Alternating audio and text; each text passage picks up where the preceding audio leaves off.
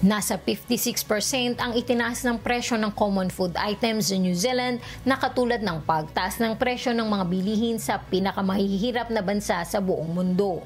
Kabilang ang bigas, saging, manok, kamatis, itlog at mantika sa food items na malaki ang itinaas ng presyo sa kabila ng pagbaba ng presyo ng pagkain globally. Ayon sa huling ulat ng World Vision na nagkumpara ng mga presyo ng food items mula sa 67 mga bansa sa nakalipas na taon.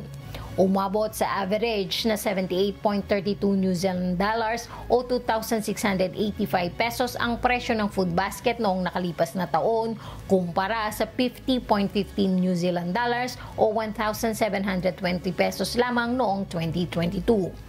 Ayon kay World Vision Head of Advocacy and Justice Rebecca Armstrong, bukod sa epekto ng climate change at import costs, ang kawalan ng kompetisyon sa supermarket sector ng New Zealand ang lalong nagpapataas sa presyo ng mga bilihin sa bansa. 9 sa 10 mga bansa na may pinakamataas na presyo ng pagkain ay nasa Sub-Saharan Africa kung saan nakararanas ng matagal na panahon ng tunggalian at matinding climate change.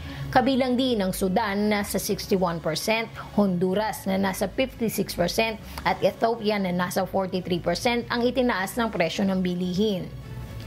Gayunman, ang bilang ng oras na dapat na ipagtrabaho ng average New Zealander upang makabili ng food basket ay nasa halos 3 oras lamang kumpara sa ibang mga bansa gaya ng Central African Republic kung saan kailangang magtrabaho ng 25 araw upang makabili ng kaparehong dami ng pagkain.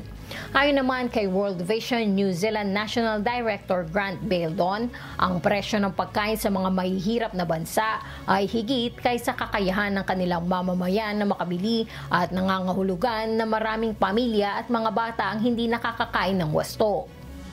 Dagdag pa ng World Vision, kailangan magkaisa ang mga bansa sa pagkakaroon ng isang comprehensive food strategy na hindi maapektuhan ng lumalalang climate change upang makapanatili ang mga pangunahing industriya at maliliit na business.